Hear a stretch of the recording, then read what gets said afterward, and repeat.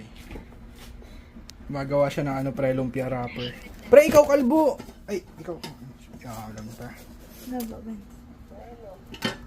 Hi guys!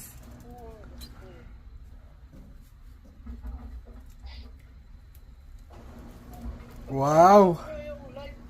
Pwede na sa ano, pwede na mag-business.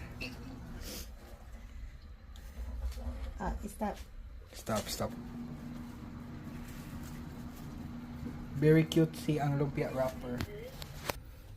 Good morning mga kabishi! Welcome sa aking mini vlog.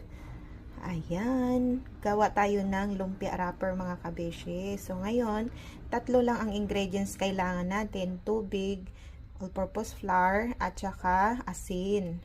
So ayan, ito yung lumpia wrapper natin. At ito naman yung finished product. O, ayan.